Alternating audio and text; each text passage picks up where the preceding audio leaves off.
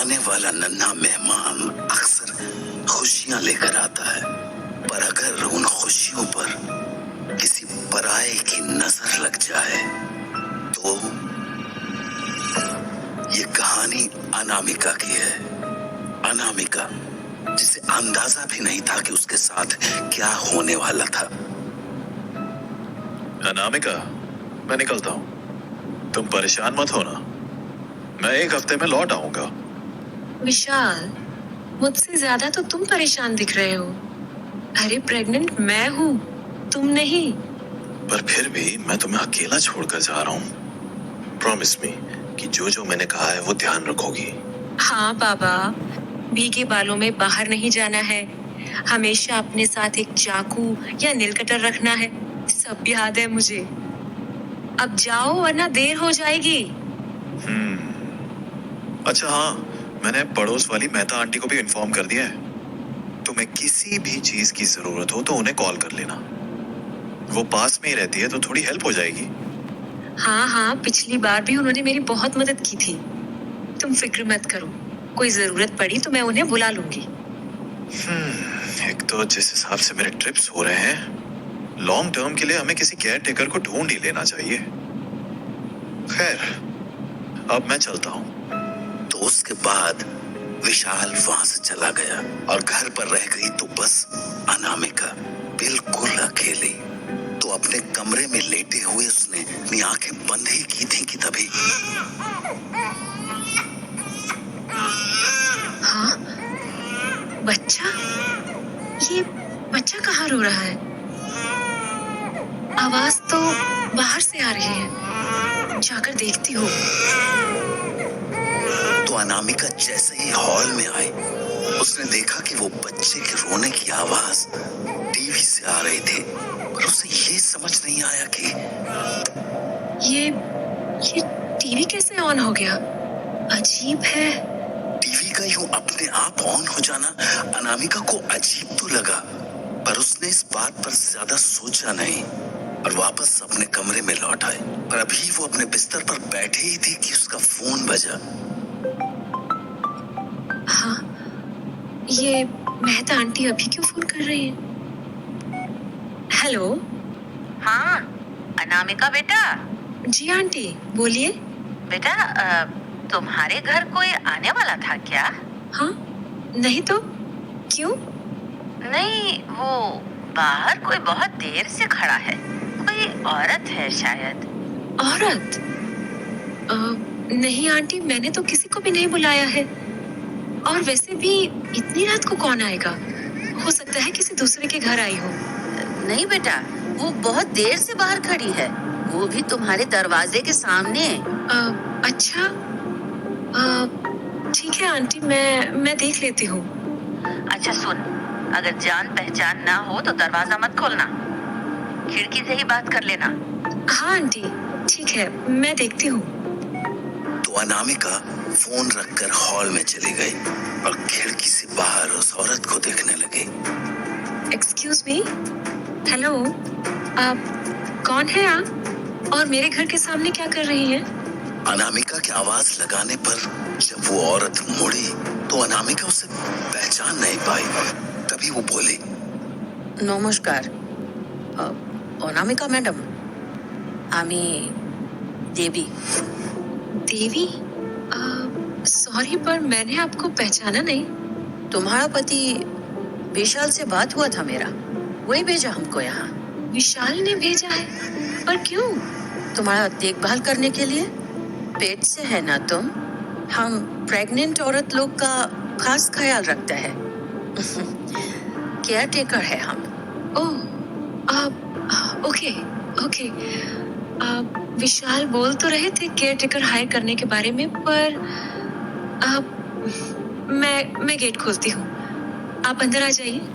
तो अनामिका ने देवी को अपने घर के अंदर बुला लिया और दोनों बैठकर बातें करने लगी। जी, आप बहुत देर से बाहर खड़ी थी क्या? हाँ, हम बहुत बार आवाज लगाया, पर तुम दरवाजा नहीं खोला। हाँ, मैं सो गई थी। वैसे आपने इससे पहले कहाँ काम किया है? हम 15 साल से ये काम कर रहा है मैडम।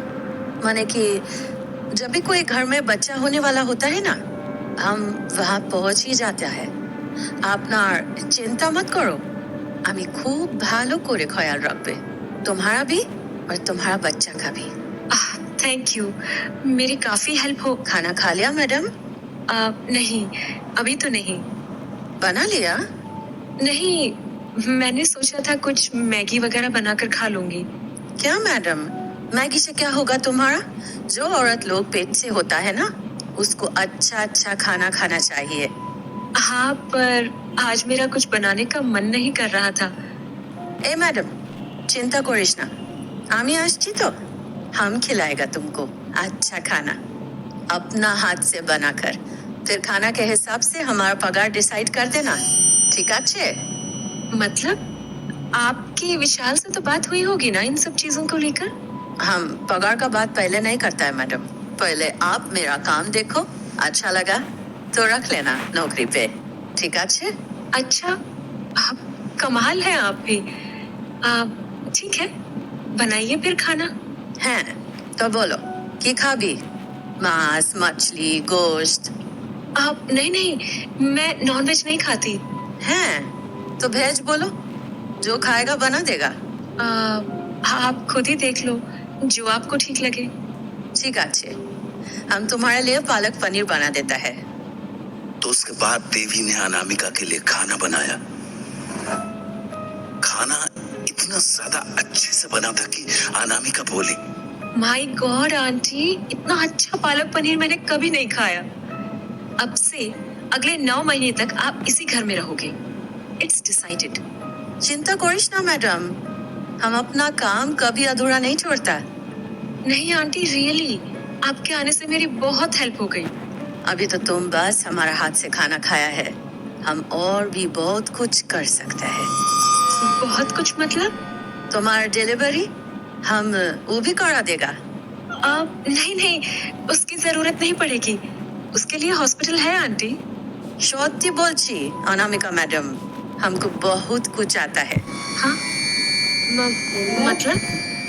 लोग का मन का इच्छा होता है ना, हम उसको भी पूरा कर देता है। हाँ, समझी नहीं मैं। तुमको बेटा चाहिए या बेटी?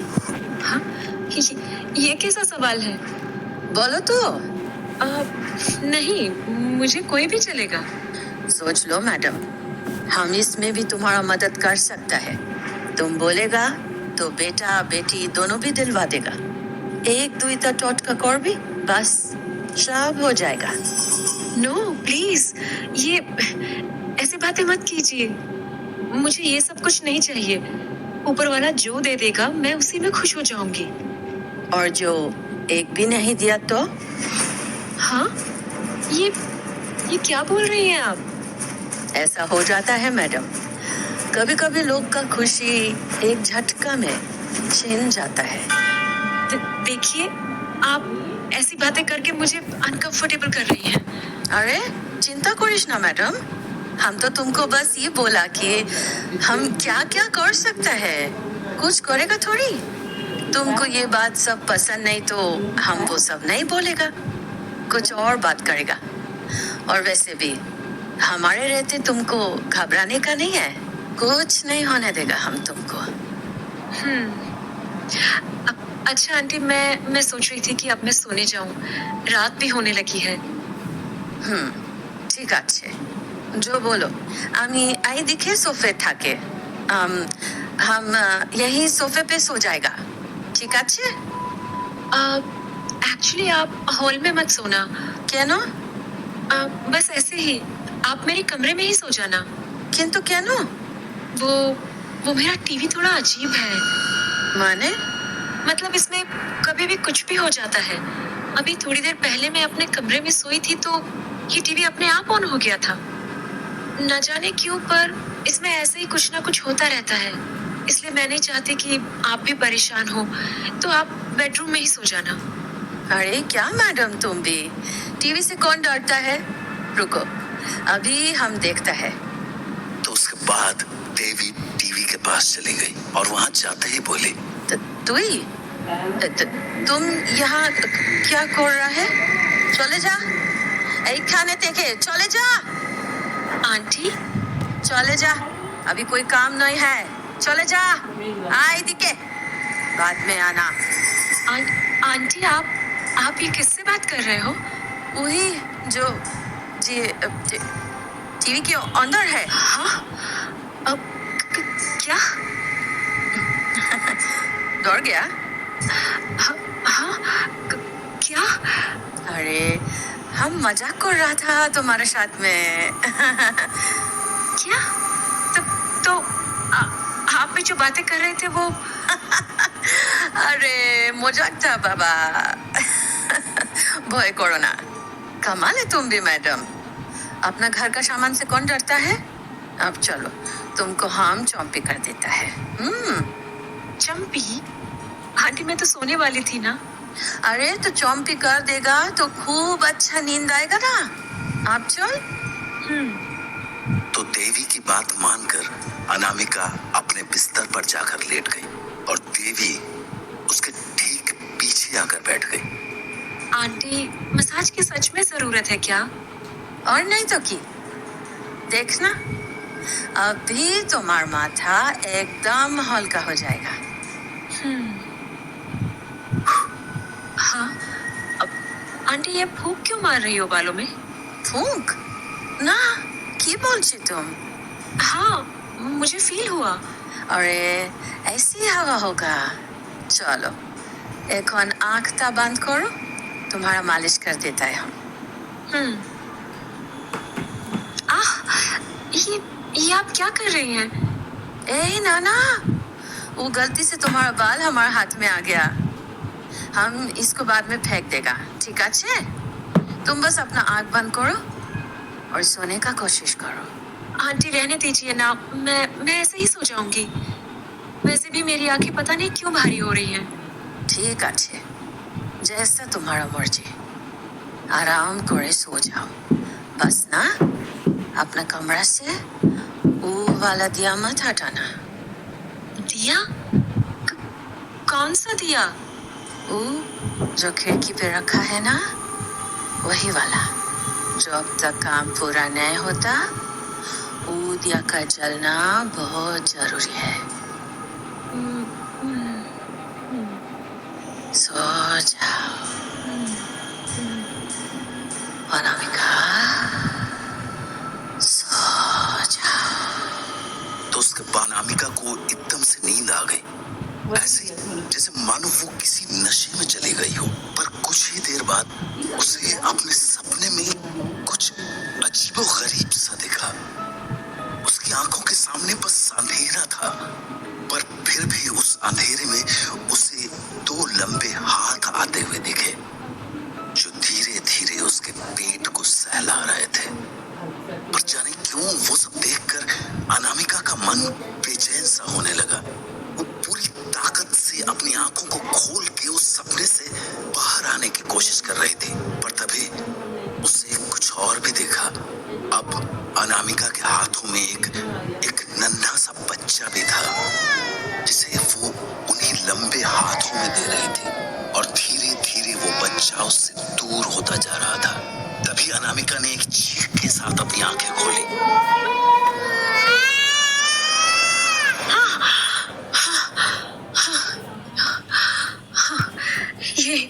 ये कैसा सपना था? My God!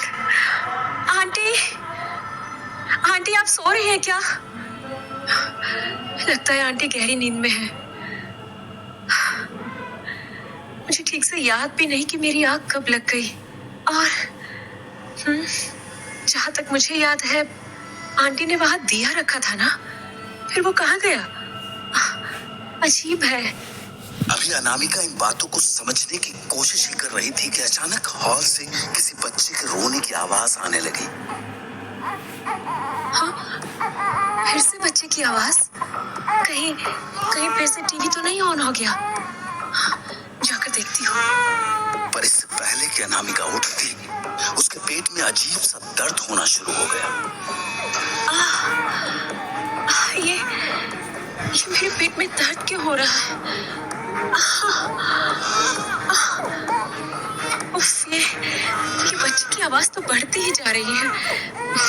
मुझे जाकर देखना ही होगा। तो अनामिका कमरे से बाहर आई और उसने सबसे पहले उस चलते हुए टीवी को बंद किया।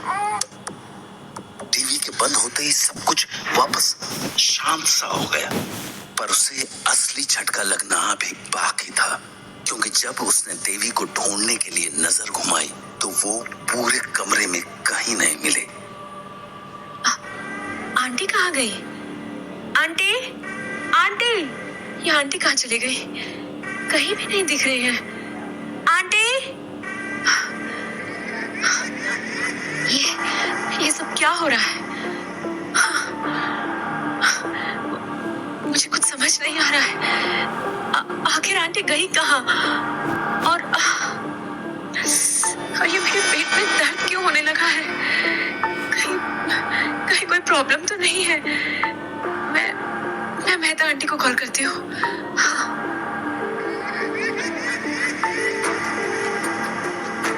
हेलो।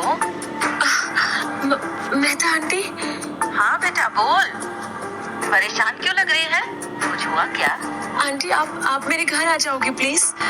मुझे बहुत डर लग रहा है। अरे बेटा पर हुआ क्या? आंटी आप बस प्लीज यहाँ आ जाओ, मैं आपको सब बताती हूँ। ठीक है, आती हूँ। तो अगले 2 मिनट के अंदर मेहता आंटी अनामिका के दरवाजे पर चली आई। क्या हुआ बेटा, ऐसी घबराई हुई क्यों है? आंटी मुझे कुछ समझ नहीं आ रहा है। अरे पर हुआ क्या? और ये दिया यहाँ पर किसने रखा है? हाँ, ओ, ये यहाँ पड़ा है। अरे क्या यहाँ पड़ा है? ये यहाँ रखा क्यों है ये बता मुझे। आंटी मुझे नहीं पता। अरे तो किसने रखा है? वो आंटी ने रखा होगा। कौन सी आंटी? वही जो तेरे घर के बाहर खड़ी थी? हाँ। कौन है वो? जानती है तू उसे? नहीं। नहीं तो फिर यहाँ क्या कर रही थी वो? वो केयर टेकर की जॉब के लिए आई थी। Care taker? कहाँ से आई थी वो? पता नहीं, बोल रही थी विशाल ने भेजा है। अरे तो फिर यहाँ उसने दिया क्यों जलाया? जानती भी है ये कैसा दिया है? अरे आंटी मुझे सच में कुछ नहीं मालूम। एक तो मेरे पेट में दर्द हो रहा है, मुझे सच में कुछ नहीं पता। दर्द? दर्द क्यों हो रहा है तुझे? पता नहीं, अभी थोड़ी देर पहले ही शुरू हुआ। अच्छा थोड़ा शांत हो जा। प्रेगनेंसी के वक्त कभी कभी स्ट्रेस के कारण ऐसा हो जाता है। अच्छा एक काम कर, तूने बोला ना उस केयर टेकर को विशाल ने भेजा था, फोन लगा उससे। पर आंटी विशाल तो बिजनेस ट्रिप पर गए हैं, ये सब बताया तो परेशान हो जाएंगे। अरे तो बस उसको ये पूछ कि उसने किसी केयर टेकर को भेजा था क्या? ठीक है। हेलो। विशाल, तो तुम पहुंच गए क्या? नहीं, रास्ते में हूँ। क्यों, क्या हुआ? नहीं वो मैं ये पूछ रही थी कि तुमने केयर टेकर का कुछ देखा था क्या? नहीं, मुझे टाइम नहीं मिल पाया अनामिका। मैंने सोचा था पहुँच कर देख लूंगा। क्यों, क्या हुआ? तुम ठीक हो ना? हाँ, मैं ठीक हूँ। बस ऐसे ही पूछ रही थी। मैं बाद में बात करती हूँ। आंटी विशाल तो कह रहा है कि उसने किसी केयर टेकर को यहाँ नहीं भेजा। क्या? तो फिर? आंटी वो कौन थे? रुक, घबरा मत, तू अंदर चल, फिर सारी बात करते हैं। तो वो दोनों घर के अंदर चले आए। मुझे पूरी बात बता, तुझे उस औरत ने क्या क्या बोला था? कुछ खास नहीं आंटी। अरे कुछ तो अलग सा बोला होगा, याद कर। हाँ, उन्होंने एक बात तो अजीब बोली थी। कह रही थी कि कुछ टोटके से बच्चे करा सकती हैं, ऐसा कुछ। क्या टोटका? हाँ, पर उसने तुझे कुछ दिया था? नहीं।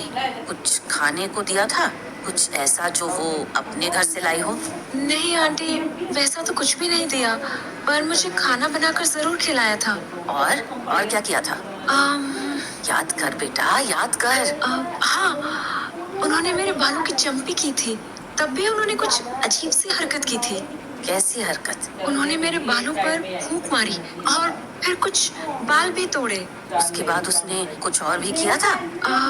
हाँ, उन्होंने दिए को हटाने से मना किया था। बोल रही थी काम होने तक दिया जलता रहना चाहिए। वही दिया जो बाहर पड़ा था? हाँ, पर उसके आगे का मुझे ठीक से याद नहीं। मेरी पलकें बहुत भारी सी हो गई थी। और फिर तूने एक बहुत बुरा सपना देखा। हाँ, वो सपना बहुत ही अजीब था। जानती हूँ, सपने में तूने अपने बच्चे को देखा और फिर वो तुझसे छीन लिया गया। हाँ, पर आपको कैसे पता चला? क्योंकि मुझे पता है तेरे साथ क्या हुआ है। हाँ, मतलब किसी ने तेरी कोख बांधी है। हाँ, क्या क्या क्या मतलब? बेटा, वो औरत कोई और नहीं बल्कि एक तांत्रिक थी। तांत्रिक? आंटी, मैं तो उसे जानती भी नहीं हूँ। वो मेरे पास क्यों आई थी? और ये कोख बांधना क्या होता? क्या हुआ? वही पेट दर्द आंटी। जब से उठी हूँ तब से पेट में दर्द हो रहा है और रह रह कर अचानक से तेज हो जाता है। ये ठीक नहीं है बेटा। अब तक मुझे लग रहा था कि ये स्ट्रेस के कारण हो रहा होगा, पर अब मुझे पक्का लग रहा है ये उसी तांत्रिक का किया धरा है। पर आंटी, मुझे समझाओ तो सही कि ये कोख बांधना होता क्या है? बेटा, तंत्र विद्या है ये। इस तंत्र विद्या में औरत के पेट में पल रहे बच्चे की बलि दी जाती है। क्या? पर, पर आंटी, मैंने क्या किया? और वो तांत्रिक, मैं तो उसे जानती भी नहीं हूँ। फिर वो मेरे साथ ऐसा क्यों कर रही है? तांत्रिक की किसी से आपसी दुश्मनी नहीं होती। वो तो अपनी शक्ति बढ़ाने के तरीके ढूंढते रहते हैं। बस यूँ समझ ले कि किसी ने उस तांत्रिक को तेरे पेट से होने की खबर पहुंचा दी थी, क्योंकि शायद किसी को ये बात रास नहीं आई थी कि तेरी जिंदगी में खुशियां आने वाली हैं। क्या?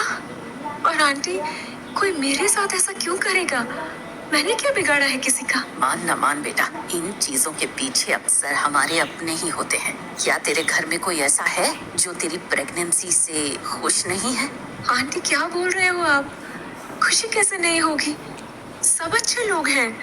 बात अच्छे बुरे की नहीं है। कई बार जब लोगों को खुशियां नहीं मिलती तो वो दूसरे को भी खुश होता देख नहीं पाते। पर मैंने किसी का क्या बिगाड़ा है?